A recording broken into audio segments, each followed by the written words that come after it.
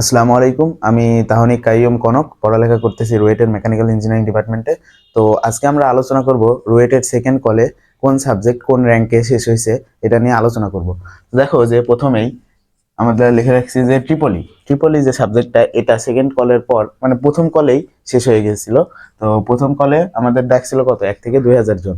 2,000 জনের মধ্যে 180 জনই ভর্তি হয়ে গেছিল এবং ট্রিপলির যে র্যাঙ্ক গেছে 125 থেকে 1462 পর্যন্ত ট্রিপলি সাবজেক্টটা শেষ। ঠিক আছে, এরপরে দেখো যে সিএসি আমাদের 180টা সিট ছিল রুয়েটে, তো 180টাই ফিল আপ হয়ে গেছে এবং কোনো সিট ফাঁকা নেই এবং এর র্যাঙ্ক গেছে 84 থেকে 1969 পর্যন্ত। ঠিক আছে, এরপরে মেকানিক্যাল সাবজেক্টটা দেখো, মেকানিক্যাল সাবজেক্টটা সেকেন্ড কলের পরে শেষ হয়েছে। তো এইটার র্যাঙ্ক মানে দেখো কোনো সিট খালি নাই, বুঝছো, পূরণ হয়ে গেছে সব। তারপরে এর র্যাঙ্ক গেছে কত, 533 থেকে 2448 শেষ। এই র্যাঙ্কগুলো লাস্টের র্যাঙ্কটা দেখে রাখো, এটা কি জন্য দিছি, মানে অনেকের হয় কি যে এই যে সে 2448, অনেকে 2450, হ্যাঁ, তো ওর মেকানিক্যাল আসেনি, অন্য সাবজেক্ট আসছে, তো ও কিন্তু মাইগ্রেশনে আসতে পারে মেকানিক্যাল, বুঝছো, দেখা গেল একজন ভর্তি ক্যান্সেল করছে, তার কিন্তু মেকানিক্যাল সাবজেক্টটা আসতে পারে। তো তারা দেখে রাখো, লাস্ট র্যাঙ্কটা দেখে রাখবা যে তোমার থেকে কত দূরে আর কয়জন ক্যান্সেল করলে তুমি ওই সাবজেক্টটা পাবা, এটা দেখে রাখো। তারপরে সিভিল দেখো, সিভিল 180টা সিটের মধ্যে 180টাই ফিল আপ এবং আমাদের কয়জন, 338 থেকে এর র্যাঙ্ক গেছে 2775 পর্যন্ত। 2775-এ সিভিল সাবজেক্টটা শেষ। এরপরে ইসি দেখো, রুয়েটের সিট হচ্ছে 60টাই ফিল আপ হয়ে গেছে, এর র্যাঙ্ক গেছে 2083 থেকে 2919 পর্যন্ত। ঠিক আছে, ইসি। এরপরে দেখো আইপি, আইপি একটা ডিমান্ডেবল সাবজেক্ট। তো আইপি দেখো যে 60টা সিট আছে রুয়েটে, 60টার মধ্যে 60টাই ফিল আপ, কোনো সিট ফাঁকা নাই।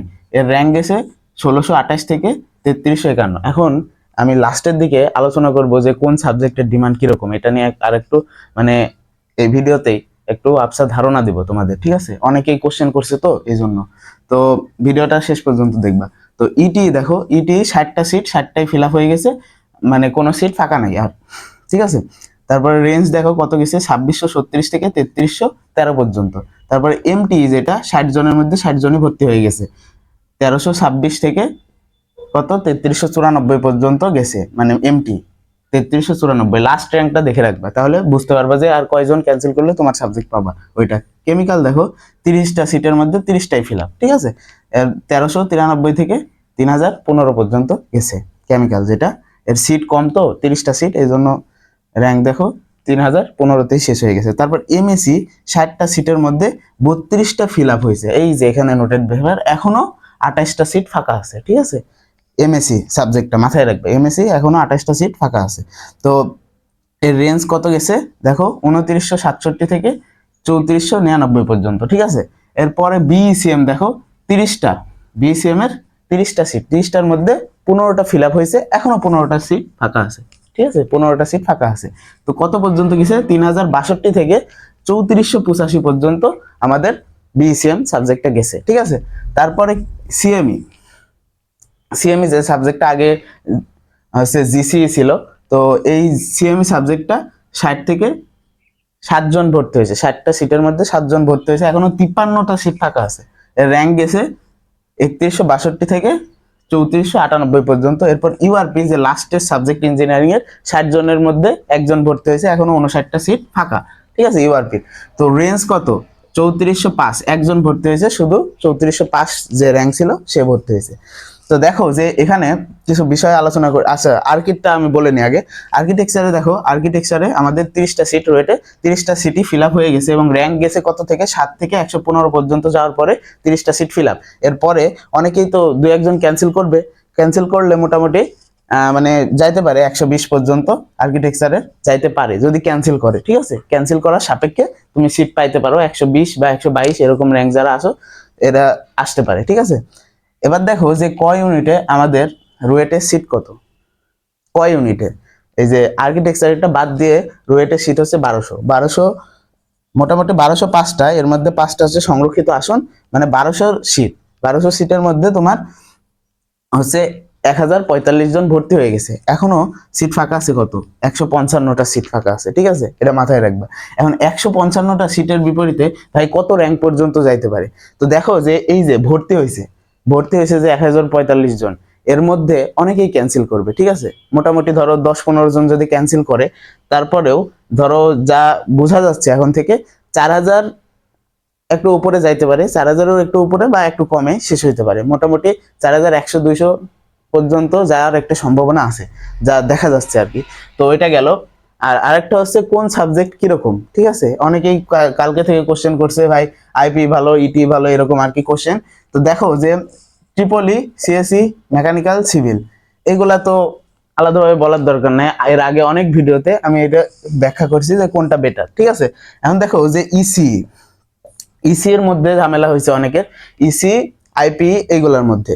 তো দেখো যে কিছু কিছু ম্যাটার, যে দেশে থাকার যাদের ইচ্ছা, দেশে থাকবো, দেশে জব করব, গভর্নমেন্ট সাইডে জব করব অথবা প্রাইভেট সাইডে জব করব, দেশে থাকবো, এরকম যাদের ইচ্ছা তাদের আনডাউটেডলি আইপি, তারপরে আইপি যেরকম আইপি, তারপর কেমিক্যাল, তারপর বিইসিএম, এইগুলা বিইসিএম, তারপরে এই সাবজেক্টগুলা যেগুলো আছে এইগুলাকে আগে দিতে হবে, ঠিক আছে।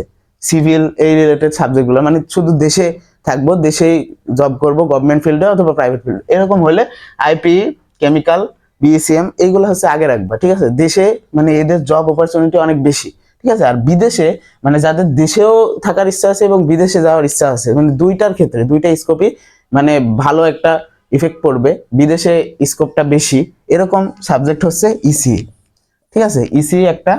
তারপরে এই যে ইটি, যারা বিদেশে যাওয়ার ইচ্ছা আছে এবং দেশে মানে অল্প ইচ্ছা, দেশেও একটা হালকা ইচ্ছা আছে কিন্তু বাইরের দেশে বেশি ইচ্ছা, ঠিক আছে, বাইরের দেশে যাওয়ার, তো তাদের উচিত হবে ইসি তারপরে ইটি দেওয়া, ইসি, ইটি, তারপরে এমটি, ঠিক আছে।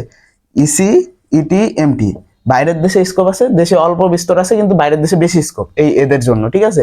আর যাদের একেবারে দেশে থাকার ইচ্ছা, দেশে থাকার ইচ্ছা বেশি, বাইরে যাওয়ার ইচ্ছা কম, বাইরেও স্কোপ আছে কিন্তু আইপি এর, কিন্তু বাইরে স্কোপটা কম, দেশে বেশি আইপি এর ক্ষেত্রে। তো আইপিটা আগে দিবা তারা দেশে থাকার ইচ্ছা থাকলে। আর যদি বিদেশে থাকা যাওয়ার ইচ্ছা বেশি হয় তাহলে এই যে ইসি, ইটি, এমটি, তারপরে এমএসসি, ঠিক আছে, এরকম করে দিবা, ঠিক আছে। আর ওভারঅল যদি হিসাব করো, এমএসসি সাবজেক্টটা কিন্তু বিএসসিএম এর থেকে অল্প হলেও ভালো আছে, ঠিক আছে। তারপরে এগুলা ঠিক আছে, লাস্টের দিকে সিএমই, ইউআরপি লাস্টের দিকে সাবজেক্ট, ওইগুলা নিয়ে কারোর ঝামেলা হয় না, শুধু এইগুলা নিয়ে ঝামেলা হয়। যাই হোক, ভালোভাবে ব্যাখ্যা করলাম। আর অনেকেই সেকেন্ড কলে সাবজেক্ট পাওয়ার পরে আমাকে ধন্যবাদ জানাইছে, তো তোমাদেরকেও ধন্যবাদ। আর হচ্ছে তোমাদের এই একটা ধন্যবাদের জন্য এত কষ্ট করে এতগুলো ভিডিও বানানো। মূলত দেখো যে আমি টিউশন করাই, টিউশন করানোর পরে আমার টাকা পয়সার অভাব নেই, এমনিতেও 2-3টা টিউশন করাইলে এমনিতেও রাজশাহীতে 6,000 করে পাইলে প্রায় 15-16 হাজার, কিন্তু আমার খরচ হয় কত, খরচ হয় 6 থেকে 7 হাজার, বাদ বাকি টাকা পড়েই থাকে, টাকা পয়সার অভাব নেই। তারপরেও ভিডিও কেন বানাই, মূলত তোমাদের জন্যই ভিডিও বানাই, যাতে তোমাদের ঝামেলা না হয়, যে পরীক্ষা মানে ভর্তি হব, ভর্তিতে কি হবে টেনশনে অনেক থাকে, অনেকেই টেনশনে থাকে। তো এই টেনশনটা যাতে না হয় এই জন্যই মূলত আমি ভিডিও বানানোর চেষ্টা করি, ঠিক আছে। তো এই ছিল ওভারঅল একটা সেকেন্ড কলের বিষয়। তো আরেকটা বিষয় সেটা হচ্ছে আমি একটা কালকে লাইভ নেওয়ার চিন্তা ভাবনা করছি, যে ভার্সিটিতে যাওয়ার আগে কোন কোন বিষয়ে জেনে রাখা ভালো, বা কোন কোন বিষয়ে মানে স্কিল অর্জন করা উচিত ভার্সিটিতে যাওয়ার আগে, আর কিভাবে ম্যানার চেঞ্জ করতে হবে, কথাবার্তা বলতে হবে, এইসব জিনিসগুলো ভার্সিটিতে যাওয়ার আগে একটু শিখে রাখলে অনেক ভালো হয়। তো এই বিষয়ে আমি একটা লাইভ করতে চাচ্ছি। আর আরেকটা লাইভ হচ্ছে তোমার সাবজেক্ট রিভিউ, কে মানে কোন সাবজেক্ট কিরকম, বাইরের দেশে কিরকম, এই জাতীয় একটা লাইভ করতে চাই। তো কোনটা আগে করলে ভালো হবে এটা তোমরা আমাকে অবশ্যই কমেন্টে জানাবা। আর আরেকটা বিষয় হচ্ছে চ্যানেলটিকে মানে অধিকাংশ মানুষের কাছে পাঠাবা, মানে অনেক অনেক মানুষের কাছে, যারা ভার্সিটি চান্স পাইছে এরকম মানুষের কাছে পাঠাবা। কেন বলছি, দেখো যে লাইভটা করলাম, হ্যাঁ লাইভ করলাম, লাইভ করার পরে ধরো অনেকের তো কোশ্চেন থাকে, তো কোশ্চেনগুলোর অ্যান্সার দিই আমি। তো এরকম হলো যে লাইভে অল্প কিছু স্টুডেন্ট জয়েন আছে, মানে বেশি স্টুডেন্ট জয়েন নেই। তো তখন কি হবে যে তুমি কোশ্চেন করলা, কোশ্চেন করতে করতে একটা কোশ্চেন ভুলে গেলা, তো হচ্ছে অনেক স্টুডেন্ট থাকলে কি হয়, ওই কোশ্চেন দিয়ে আরেকজন করে, আরেকজনের মাথায় আসে, তো একসাথে অ্যান্সার দিয়ে দেওয়া যায়। কিন্তু কম স্টুডেন্ট থাকলে তোমার ওই কোশ্চেনের অ্যান্সারটা দেওয়া হলো না, আমিও ভুলে গেলাম, তখন কি হবে, ওই কোশ্চেনের অ্যান্সারটা পাইলা না, পরে মাথায় আসলো ভাইয়াকে তো এই কোশ্চেনটা করা হয়নি। তো এতে করে হয় কি যে তোমার অনেক কোশ্চেনের অ্যান্সার লাইভে দেওয়া সম্ভব হয় না। কিন্তু অনেক মানুষ যখন জয়েন হবে তখন অনেক ধরনের কোশ্চেন আসবে, তখন অনেক ধরনের কোশ্চেনের অ্যান্সারগুলো আমি মানে ঠিকভাবে দিয়ে দিতে পারবো, এতে করে তোমরা আসলে ওই বিষয়গুলোর প্রতি জ্ঞান ধারণা আনতে পারবা, ঠিক আছে। তো এই ছিল আমাদের সেকেন্ড কলের ভিডিও। নেক্সট ভিডিওতে অবশ্যই দেখা হবে। আসসালামু আলাইকুম।